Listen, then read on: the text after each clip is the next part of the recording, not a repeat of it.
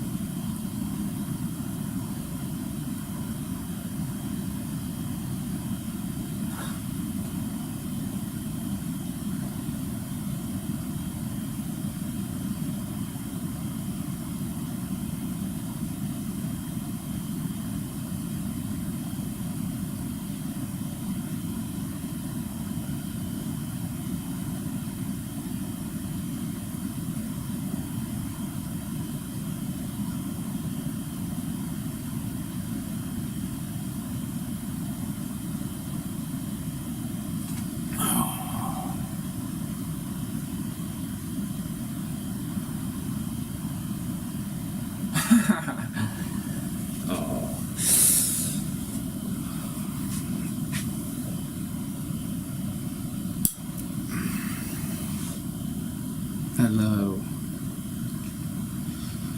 Went a minute into overtime. Didn't even notice it. You know what I was thinking about?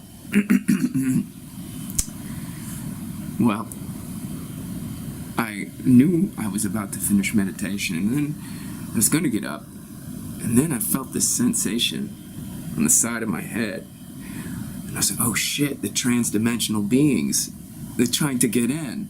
And I have this little metallic square on the side of my skull that has 4 bolts in it. It's about this big, right here. And I felt them pounding, and they were trying to get into my brain. And then what they do is they go for the bolts, right? All 4. And I said, oh, wait a minute. There's no transdimensional beings trying to get in my mind in the middle of meditation. That's just a thought.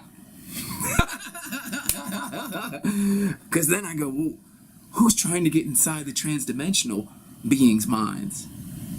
Right? So you have transdimensional beings relative to the first set of transdimensional beings. And then we get into the ad infinitum regress. Because then you have transdimensional beings trying to hack the metallic square of the transdimensional beings that are trying to hack the metallic square of the transdimensional beings that are trying to hack the metallic square of my mind.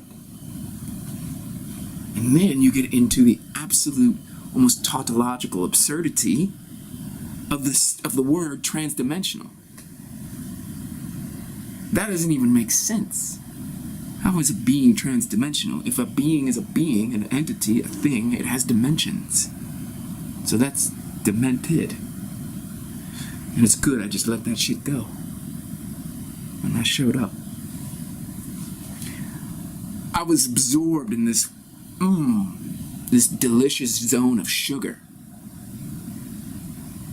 And today's a little rough waking up because I work Friday and Saturday nights at this amazing restaurant.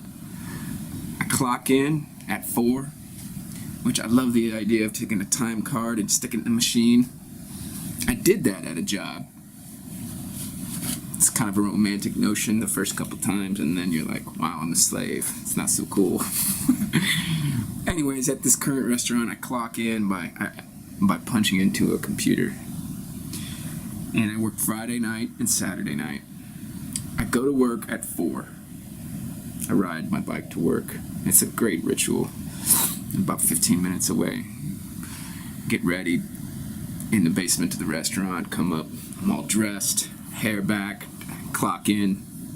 It's 4 o'clock, I'm ready to roll. I'm ready to kill it. I got my zone of sugar. My nickname at work is White Sugga. Or Snowflake. And then I basically rock it. I rock out with my cock out, figuratively speaking, because that would be a health code violation.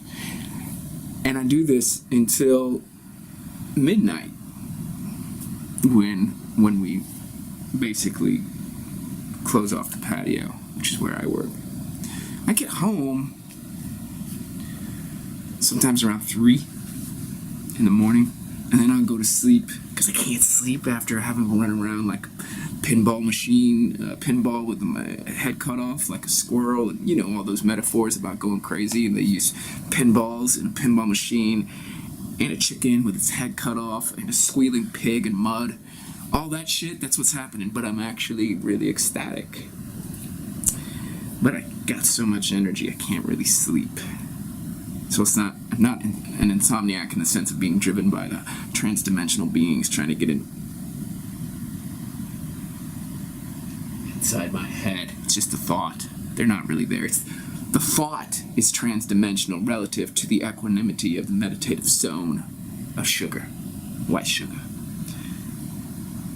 Transdimensional. Tautological contradiction. I taught a lot of logic with that contradiction. Against addiction. Rocking out with my cock out. So, this morning, I wake up at 10 or 11, and I'm freaking groggy, because what happens is on Friday night, go to work at 4, and I get to sleep at 4 or 5 in the morning. I've been running around and killing it and having an ecstatic time at work. I just tell my guests, because we're not supposed to call them customers, and you don't call them clients, you call them guests. I'm like, you pay me to play. All I have to do is wear an apron.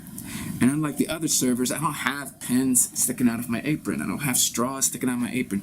I have my folder, which has the receipts and cash and little dupe sheets of paper for writing orders, although I do most of the stuff in my head, which keeps it fast, which is why I'm the man.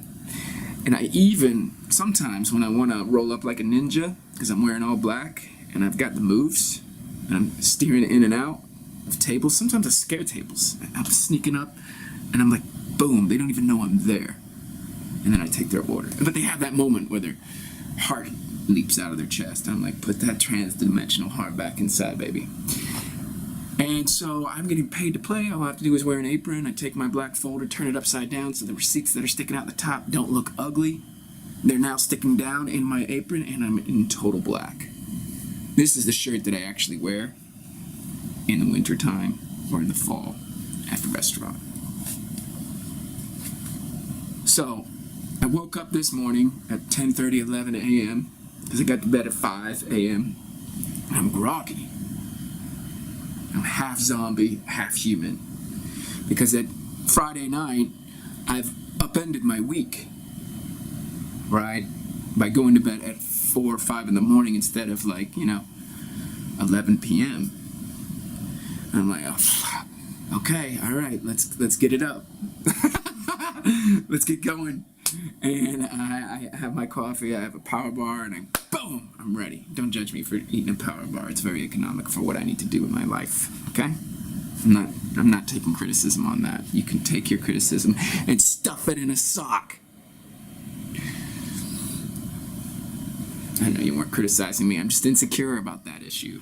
So I gotta project criticism onto you and then rebuff it with counter criticism so I can maintain a homeostasis of my psyche.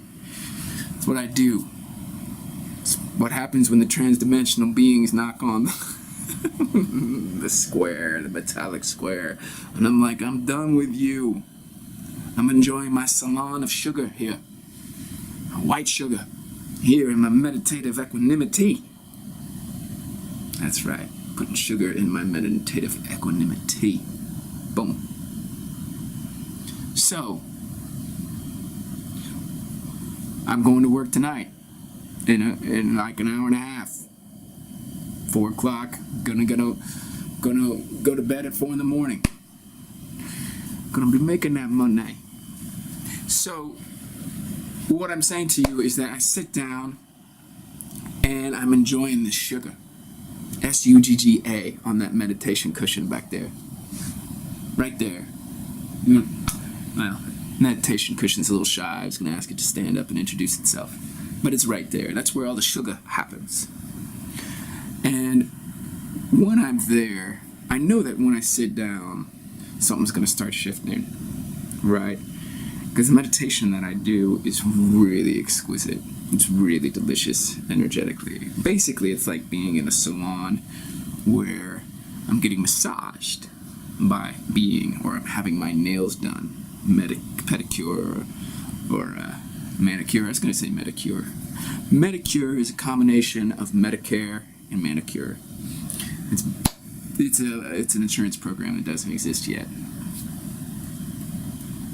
Transdimensional beings are trying to put silly thoughts in my minds about Medicure. It's not gonna happen. Because I use ad infinitum logic on the ad infinitum regress, and I'm like, who's transdimensional relative to the transdimensional relative to the transdimensional relative to the transdimensional? And I'm like, at some point it's gotta stop. So why does it stop now? Stop it. Alright, it's the same thing when people say that we are in a matrix simulation. I'm like, okay, so where's the hardware for that? Okay, if we offshore the hardware and put it on another planet and say that these other beings have us all plugged into a matrix simulation on another planet, I'm like, well, what about those beings? Are they plugged into a matrix simulation that is run by another set of beings on another planet? And you see, you get into that ad infinitum. It's a great Latin word. Ad infinitum, to infinity. I'm like, well, if at some point it's got to stop. There's got to be one set of beings running a matrix simulation with the hardware on one planet, and maybe that holds hundreds and thousands of planets with matrix hardware inside of it, but at some point it ends. I'm like, well, why doesn't that just happen to be on this planet and really none of it's happening? You know? Anyways, so I'm there on my cushion experiencing the Sugga, capital S-U-G-G-A, of this manicure, salon, massage, and I'm just there in being. And this is where I want to talk about the mystery of the universe. I love it. Oh. You know what I love? On the one hand, I love the almost intellectual hubris of a human being saying, I'm going to be talking about the mystery of the universe right now. And then this other nihilist, atheist hybrid comes up to me and says, what makes you think that you, as a lone individual, have any access to the mystery of the universe? And don't you know that even as you perspectivize the mystery of the universe, you're going to be confining it to the parameters of your own cognition? You are going to be necessarily delimiting it with the perimeters of your own mind. It's fundamentally a priori anthropocentric. You're personifying that which cannot be personified. And I'm going to be like, foul on the play, and I'm going to throw my red flag down. I'm going to be like, you're committing all the same fallacies that you accuse me of committing. You don't know it. You don't have a relationship to the fallacies that you're committing, but transposing upon me and saying that I'm committing them. You don't even see in this moment of your own projection. There's no transparency in your own act of essentially assimilating what I'm doing and then nihilistically negating it. You don't see what you're up to. You don't see the beauty of what you're doing. I actually see the beauty of your negation of my beauty. Did you know that? That's why I'm in black. That's why I'm a ninja. That's why they call me White Sugga. So, I'm going to say to this guy or girl, I don't want to be sexist, you are beautiful in your negation of my beauty. And this is what I say to nihilists, generally speaking. Nihilism is the most meaningful negation of meaning. Because what nihilism does is this person, and they're just like, there's no meaning. And that is such a meaningful statement. You have taken what every human being craves and saying it doesn't exist. And then you get a very meaningful quasi-tractatus on why meaning doesn't exist. And if you're a science, what is the word I'm looking for? A positivist, let's say, or you have a scientism outlook, you're going to give me a very materialistic view of why there's no such thing as meaning. Maybe you're going to break it down to stardust and atoms or some kind of Darwinian explanation where it's all survival of the fittest, and you're going to tell me it's about power. Maybe you even bring in someone like Nietzsche, and I'm going to be like, wow, that is so much meaning on behalf of meaning not existing. I'm going to be like, damn, how you like them apples. And what I'm going to do in that moment with the nihilist / atheist, I know I haven't partitioned those, I'm kind of conflating them. I'm going to say, wow, look at all the knowledge that you brought. That's really rich. Now you're negating meaning, but all this negation of meaning, I am flipping the switch on, flipping the script. I'm saying, wow, thank you. That's a really beautiful negation of meaning. It's a very meaningful negation of meaning. And meanwhile, that nihilist is here with this club and getting bludgeoning everything. Every manifest form is getting bludgeoned. Right? with the positivism, with scientism, that's the word I was looking for earlier, with materialism. And I'm like, how do you know that any of that shit is meaningful? How do you know that any of that shit has any meaning as it's negating meaning? Meaning just fucking snuck in the back door and brought its own sugar. Meaning snuck in. So scientism is meaningful, materialism is meaningful, right? Positivism is meaningful in our application of them in the service of negating meaning. It's all meaningfully negating meaning. And that's where I'm just like, yeah, because I'm sitting in my salon over here getting my nails done and my manicure set up, right? I'm getting my nails done. I'm in a spa, getting my back massaged by being, by the sugar of being. Because I'm sitting there and I'm just like, oh, feed me, Seymour, feed me, right? So we're going to go deeper into the mystery of the universe here. Isn't that fucking great? Because anytime someone's going to tell me that I'm anthropocentric, and then I'm taking this vast cosmos and I'm looking at it from a distinctly human perspective, I'm going to be like, and you're doing the same. And it's inevitable. It's unavoidable. Perspectivizing in the human form is necessarily anthropocentric. Can't get away from it. What that actually means, however, to the nihilist/atheist is totally different. What it means for me. What it means for me is that I'm alive as the absolute. And I know it.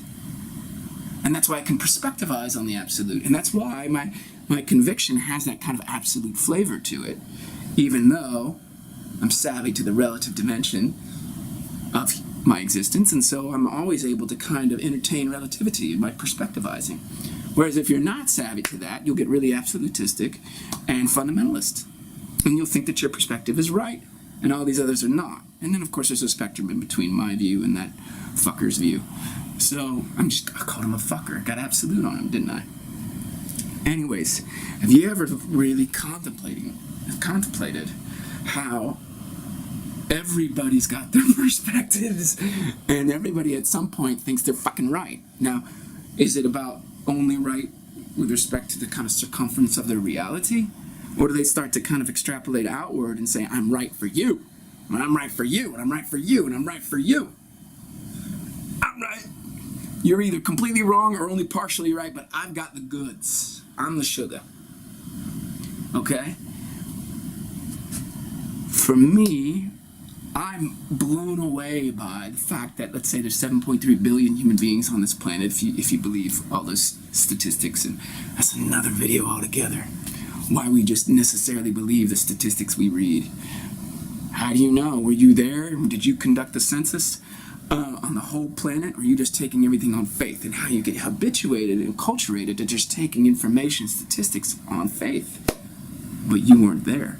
And if you really think about that, epistemically, you're taking it in as truth, all these things that you haven't empirically tested yourself, and it's all an act of faith. And if you do that over and over and over and over and over again, you'll realize you're in this Indra's net of faith-based information where it's all reflecting each other. And you're going to want to get back on that cushion and feel that sugar. So, what am I saying? I'm talking about the absolute perspectives that each of us can feel that we are embodying. And it's because, on some basic level, we are the absolute. We have that energy. We are plugged into source. Now it's a question of how conscious of that source are we. When I sit on that meditation cushion back there, I actually sit in the spa of source. I let everything go and let that sugar flood my being. It floods my being. It's amazing. Every once in a while, the transdimensional beings will come and they'll knock on me. I'll be like, okay. And I'll stick a little, in those torture movies where they sticks a little food under the door for the prison inmate who's been there for 25 years, and it's some kind of goop. That's what I do with the transdimensional beings. I'm like, all right, you're all right. You want the sugar. You want some of the sugar. And I'm like, and I get ad infinitum regress. I'm like, where's your transdimensional being, transdimensional? And I'm like, all right, you're done. We're done. We're done with you. And they dissolve into that sugar. And it's beautiful. So when I want to talk about the mystery of the universe, I'm talking about nihilism, atheism. Have you ever really looked at this? And this is why I can talk about it with absolute conviction. Because I think probably all human beings who have a relatively stable mind can access this perspective. Have you ever really felt the difference between when a thought is tormenting you, or a feeling is tormenting you, and when it's not? When the torment is over, and you're like, whoa, I used to be so tormented, and now I feel really good. I think anybody who's watching this video now and 1,000 years from now will be able to relate to that if they're still human life forms 1,000 years from now. Why? And that's the mystery of the universe. Anthropocentrically stated, personified.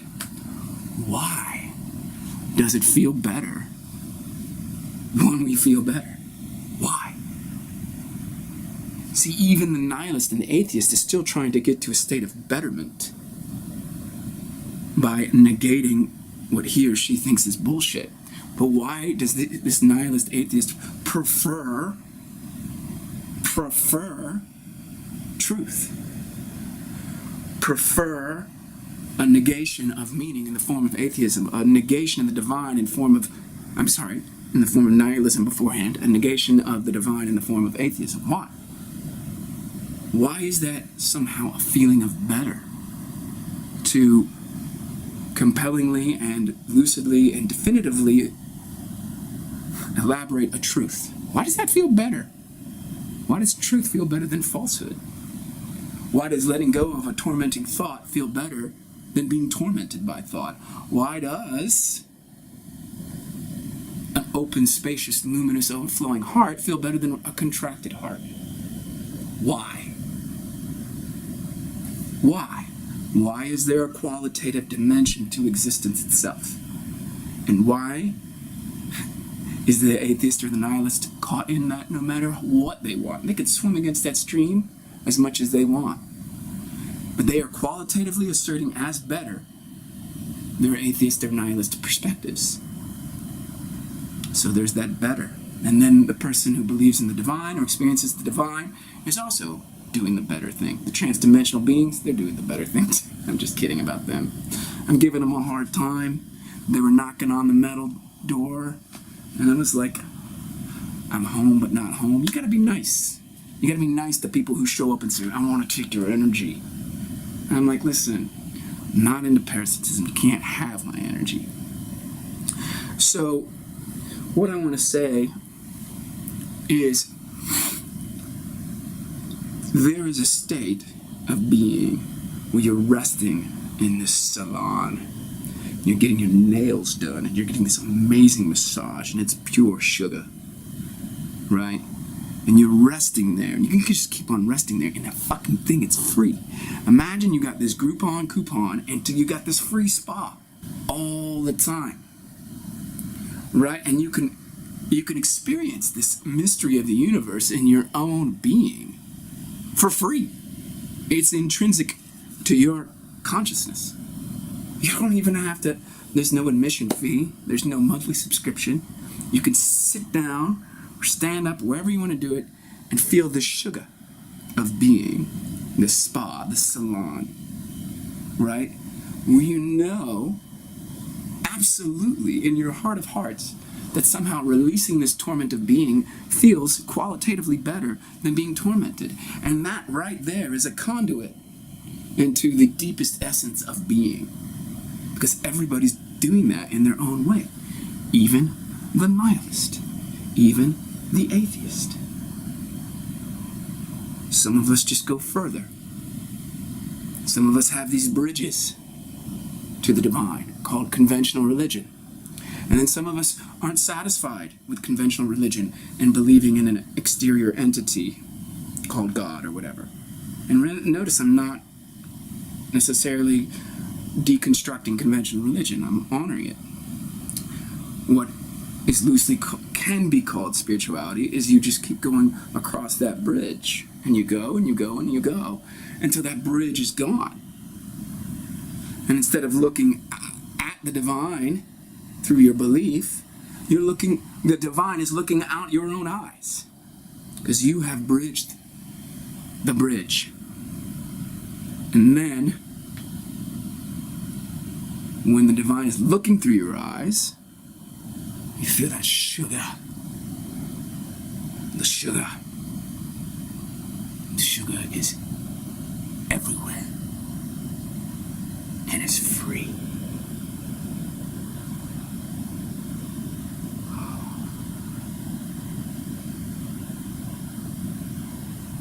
Thank you for tuning in today. Have a lovely day. This is White Sugga, signing off.